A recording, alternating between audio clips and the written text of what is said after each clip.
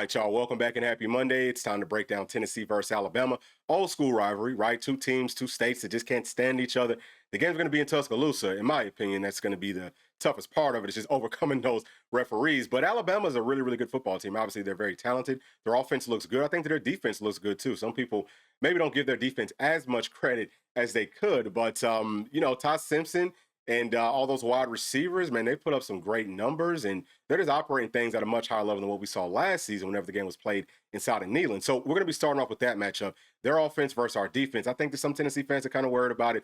I think that, styles make fights, like I always say. We talked about Arkansas last week, said, man, this is going to be probably the toughest offense that we face all year. And there were some people that just didn't think that way just because Arkansas hasn't played. I mean, their offenses looked good, but if you look at the final scores and stuff and you think, well, this is Arkansas, they can't be that good. I'm telling you, the scheme for this Alabama team, it fits perfectly into what Coach Sam Banks wants to do with our scheme on defense and our personnel. Everything, I think that y'all will be pleasantly surprised with how well we actually do match up versus their offense. But with all that being said, y'all please make sure to like and subscribe to the channel. Let's go ahead and get started because we have a lot to cover today. So I want to start off with just like an overview of what their offense does, how it looks, so on and so forth. So in the top left, what you're going to see are their offensive personnel. So this is just like how many tight ends, how many wide receivers, how many running backs do they typically have. So the first one, that's just a one tight end set. We have one running back with three wide receivers. You're spreading the field out. This is what they do the most of at 77%. So what this tells me is that Tennessee can stay in our nickel. We don't have to bring out, three linebackers. Of course, we have to in certain situations. But typically, once they go to like a 12 personnel, you'll see Tennessee go to either like a 4-3 or to a 3-4. And they're only running that 12 personnel at about 16%. And then 10 personnel, which means that you have zero tight ends with one running back. They do that only at 2.3% of the time. So again, what this tells me, y'all, is that this is a team that is going to try to spread us out, right? Of course, not always literally, but they're going to have a lot of speed out there. So can we match their speed? I think so. That's the first part of it. Second part is going to be like with their run ratios. Okay, so like different run concepts. I'm going to tell y'all straight out the gate that their running game, it's not great. Big part of the reason for it is it's very easy to see what's coming. It's telegraphed. It's very simple. This is a game we just talked about Spillman being out. I think that Jeremiah Thielander and Arion Carter and whatever other linebackers that we throw out there are going to be perfectly fine because they're more or less like running straight at the teeth of our defense. It's pretty easy to pick up on where the football's going. Not a ton of like misdirection stuff, which is what hurts Tennessee. Not a whole lot of option game stuff. That also hurts Tennessee. Several things that Arkansas did to us last week. But they're running inside zone, which is just a run straight up the middle 33% of the time. And then they're running man blocking, which is just like hat on the hat. They're doing that 19% of the time. Most of the time, whenever they're doing that, it's going to be right up the middle too. And then they're doing the pull lead at 13% of the time. Now, this is what they run the best, or this is what I think maybe concerns me the most versus Tennessee's defense, is because that's a play where they're going to have some like lead blockers going to the outside. It's going to the edges of Tennessee's defense, but it's not as difficult to stop this sort of an outside run as it is like with the option game. So Tennessee looked pretty good stopping the edges or setting the edges last weekend. I think that will maybe hopefully look even better this week. So they also run outside zone, which is just another running play that goes to the outside 13% of the time. So 26% of their running plays does go to the edges. We have to do a good job in, slowing that down, which again, I just feel like it's a lot easier to do based off of their scheme. Now, outside of that, they're running counter at 10% and power at 7%. All right, so that's just like, lead blocking stuff. Some people might get it, some people might not. Not a huge deal. Most of that stuff is going to be going to the middle too. All right, so outside of that, all right, let's take a look at their route tendency. So the routes that they like to run the most. Vertical passes. So that's like deep corners. That's just like phase and straight vertical goals and also post. They're doing that 25% of the time. Now, their offensive scheme, this is what they like to do. Most of their passes, they're trying to go deep. They're trying to go vertical. And what I love about their offense, like what I love about this matchup, they don't have a whole lot of like check down stuff. Of course, everyone has some, but their check down game, like their route combinations, their route concepts, it's not great. That's what hurts Tennessee's defense the most, especially playing zone. Now, this is something that we might be breaking down a little bit later on today because I want for people to see visually what I'm talking about. All right, but outside of that, crossing patterns. So that's like drags or deeper crossers. They're doing that about 21% of the time. Now, those routes, technically, they're going to cross over the middle of the defense, but you're not going to pass it till it gets more to like the outside, okay? And then they're also running more outs, so 15%, and then hitches, which is just a comeback. So that's how their passing game looks. It's mostly going to be outside of the number stuff. The middle of our defense is not, it is always going to be a factor, but it's not a huge factor. It's not going to be a ton of stress on our linebackers out in pass coverage, right? They don't utilize their tight ends that much. It's typically anytime that they do is more like check down stuff. So, wanted to point that out. Tennessee fans should feel very, very confident with it just because our cornerbacks are really, really good. We got, Colton Hood, who's playing great. He's 6 feet tall, 6'1", really long arms. He does well versus all the vertical stuff. Just looks good in man-to-man coverage. And then, we have Tyler Redmond, who's about 6'3", super long, big player, who's looked better and better every single week. I think that he had good coverage versus Georgia, but his coverage has just gotten even better. He's more physical, so on and so forth. I feel fine with that. I feel fine with our star players being able to cover things too. If Boo Carter, if he comes into this thing and if he's just about his business, if he's focused, because man, Boo, from a talent standpoint, he's one of the best players in the whole freaking country. He might want to leave us after this year. I know he wants to go pro, but every time that you're out there, man, like that's the film is your resume. If he could just realize that, give us 100% of the time, because it's like in the first half he doesn't play too well, but then in the second half he starts to pick it back up. If he starts the game off with that type of fire, we're gonna have really, really good coverage, and we can hide our safety some, who I think are going to be pretty good versus these types of route concepts too. All right, so last thing that we'll talk about is their weaknesses, which we've pretty much highlighted all those things. So number one, they have a very basic running scheme. They have a very simple passing scheme. Deep coverages, it takes away a lot of what they like to do. They're not as good versus the vertical coverages, especially cover four. We'll take a look at that. And then they're not very good versus pressure. Part of the reason for that is because their offensive line isn't great with their pass protection. Their offensive tackles, we can get them. I think that both of their guards, we can go get them. Now, they do a ton of holding. It ain't going to get called. We're going to have to overcome that. Their center, I'm going to tell you something, man. Their center, he's on like 265. Man, he's a daggone baller. He's a freaking stud. I don't know what he's doing. If he's doing some judo, some type of wrestling, I want to know. He has to be doing some type of martial arts. I've never really seen it. You know what I'm saying? For someone to be such a small offensive lineman, relatively speaking, and to be as powerful as he is, he's really good. But Tennessee's pass rush has mostly been coming from the outside so far this year. But now we're getting back our defensive tackles healthy. We've seen it picking up from the inside too, with guys like David Hobbs coming back, who looked great last week. He's going to look even better this week, obviously, as he's playing more. Jackson Moy, Bryson Eason, those guys. And then the young players, they've stepped up well too. Different stunts, all of that. I think we'll be able to get pressure pretty much where we want to get the pressure. Again, they're going to hold us. It's not going to get called. So we just have to, pretty much be able to overcome it. So next part of it, y'all, let's take a look at this roster breakdown with our defense versus their offense. And we have 27 blue chip caliber players to their 31. So this is, some people might be shocked at how close it actually looks on paper, just from a blue chip standpoint. Now, they have a lot of 5 stars, but I think that we can definitely ball with them. Obviously, the talent gap was even bigger than this last season, and we won that game. You know what I'm saying? I think that our defense played well. We are missing some of our guys, like missing a couple of corners, but I think that the ones that we have now, I think that they'll be able to play well, just like we did last season. So that's how that part of it looks, okay? Moving on to these stats. And you can see that Alabama's strength of schedule so far is ranked 2nd in the country. Tennessee's is ranked 47th. They put up some great numbers versus some pretty good defenses. But I just don't think that there's been a defense that matches up as well as ours does. Honestly speaking, I really, really don't. Our defense is a perfect matchup in every single sense of the word. But you can see that they're winning in, again, most of these categories outside of like sacks given up, and sacks gained for our defense. We're number 1. We're doing a great job of actually closing out on sacks this season. They're not doing that good of a job of stopping those sacks. Part of the problem is that they're holding on to the football longer, right? Because they want to throw it down the field. So I think that we will be able to hunt. We will be able to eat. I think that we can get pressure with 4. We can get pressure dialing up blitzes too. And Ty Simpson is not great versus the pressure. All right, that's something that we might talk about a little bit later on today. Their passing game, it's looked good.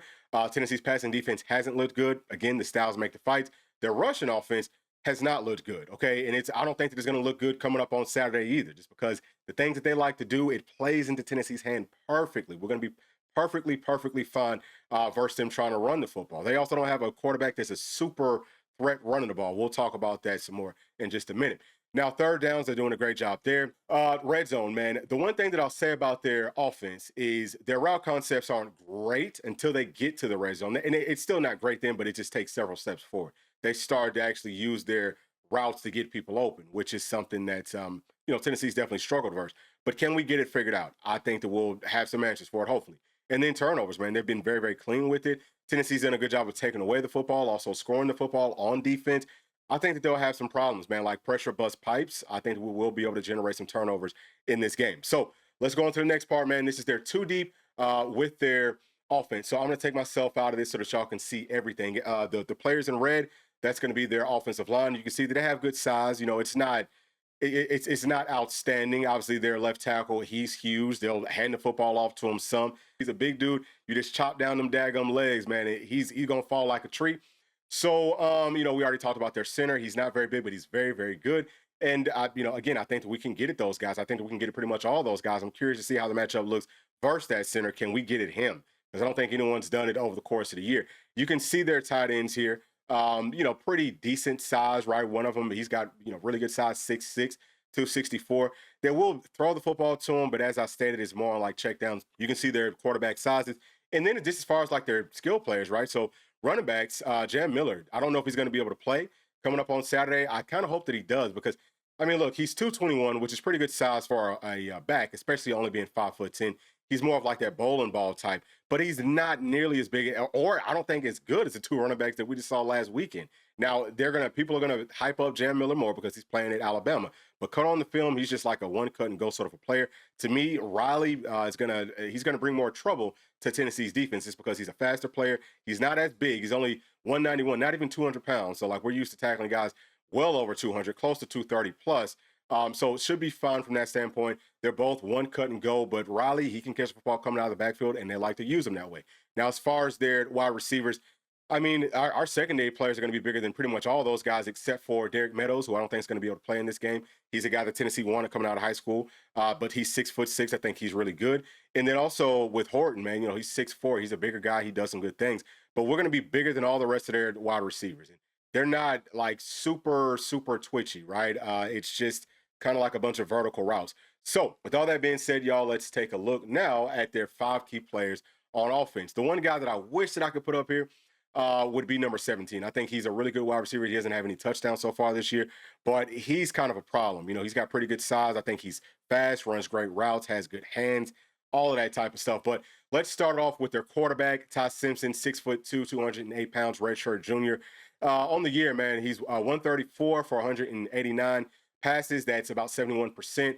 Almost thrown for 1,700 yards. He has 16 touchdowns to 1 interception. And if you're looking at ESPN, he has 40 carries for 58 yards, 1.5 yard per carry.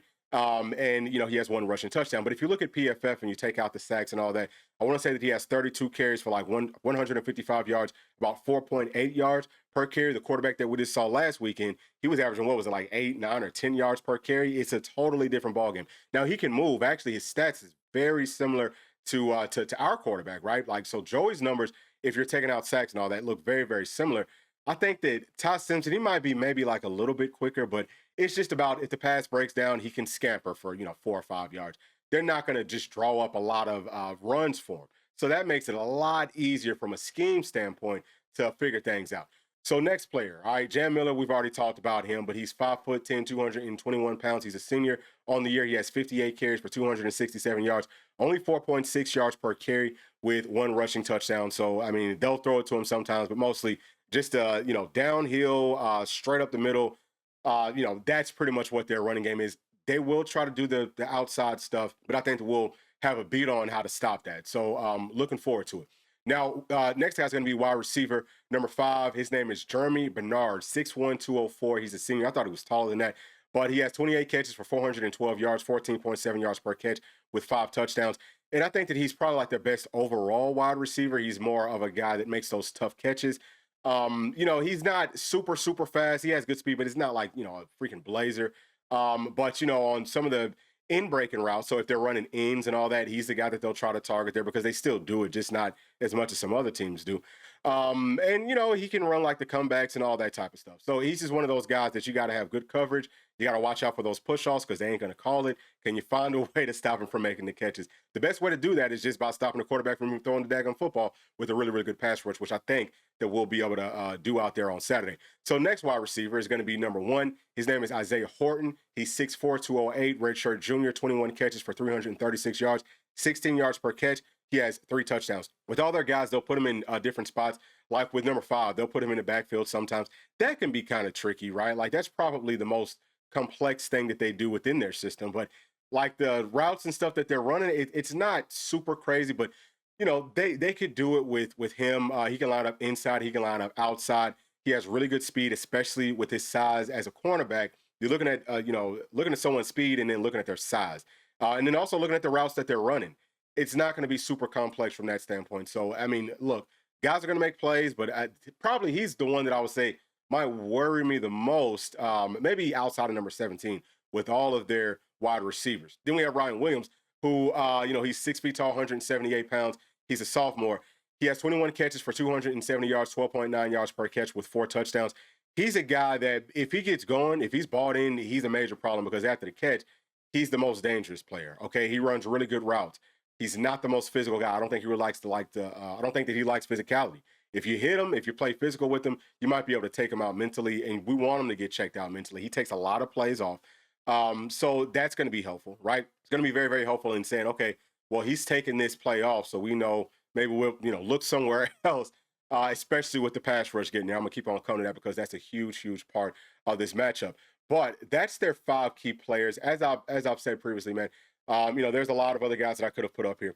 But let me show y'all this real quick, and then I'm just going to kind of like get to my final thoughts. I want to show y'all with Ty Simpson the different coverages that he's faced, how his passer rating looks. So right now, things are going to be organized based off of his highest passer rating to the lowest passer rating. You can see the different coverage schemes that he's facing. Of course, PFF, their grades are there. Interesting thing is that that's actually, this is his highest. I think that's his highest passer rating. But sometimes this stuff, so like with Joey, his highest passer rating is not with the highest PFF grade. So that's why I take this stuff with the daggum grain of salt. But cover 2 is something that he's really good versus. So Tennessee runs mostly cover 3 and cover 4. And then after that, it's cover 1. And then we'll run cover 6 and cover 2. So those are at about 12 to 13% for cover 6 and for cover 2. But we will run them some. Maybe we don't run it as much, but just because it seems like their offensive system and Ty Simpson, he does good versus that. All right, so y'all can see all the stats and things like that here, right? This is their passing yards. This is the rate at which they're hitting on passes. This is the number of passes that they hit. This is the times that they threw it. This is their dropbacks. Over here is their touchdowns, interceptions, sacks, scrambles. This is the average time to throw. And I do want to point this out. I think that Ty Simpson, his average time to throw is at like 3.1 or 3.04 seconds, and Joey Aguilar is at 2.7. So their scheme, it takes them longer to find people because it's mostly vertical stuff. So we will have extra time to be able to get there, more time than they're going to have to get to us. So that's another positive thing. Some for today, some for our video coming out tomorrow. But he also does pretty well versus cover 1. Okay, and let me actually scroll over and show y'all what the passer ratings are. All right, so in versus cover 2, his passer rating is super high. Versus cover 1, still high, but it's lower. And then if you come down to cover 3, it starts to come down even more. So he's under 120, which is still good. But cover 3 is something, like I said, Tennessee runs a lot of, maybe a little bit less in this game. And then you can see that versus cover 6, he's at a 102.1. And versus cover 0, Tennessee will run cover 0. You can see that his passer rating goes down significantly, also goes down a lot versus the quarters coverage, which Tennessee runs a ton of. Now, quarters, which is a deep, it's, you've got all your secondary players are pretty much playing deep. Safeties are going to be more like run first, but they're still playing off. That can look a lot like cover 0. So that might be part of the reason he struggles with both of these looks, is because they look so similar. I am expecting that Tennessee will run a lot of quarters. And, again, the middle of the field and quarters coverage is going to be typically open. So you're seeing that that's not really what they're trying to target. And then cover 0, same thing. Typically, the middle of the field is going to be open, but you're also going to be blitzing. So I see Tennessee doing a lot of these two things. Maybe not as much cover 1, even though I do think that Tennessee can run cover 1 pretty well. First, Alabama probably better than some other teams could have. You know what I mean? Like, that's just me personally. I think that we can get off from all those standpoints. So total breakdown there. I know that we put a lot of information into this video, but I want for y'all to see the whole picture. I think that Tennessee, because we have really good cornerbacks who can play that man-to-man coverage, just because we have a really good pass rush, and also because, like, our style of defense and stop and run, it fits the stuff that's coming straight at your face. It fits the stuff that's kind of like telegraphed, that hey, this is coming here.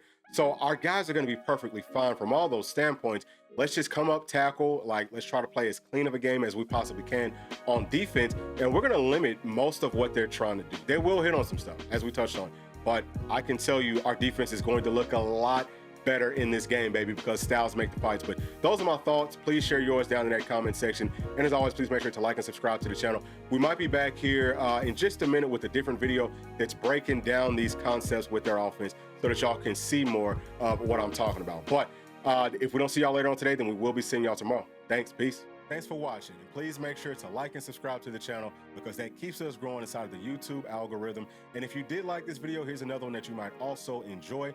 Thank you, thank you, thank you. We'll see you on the next one. Peace.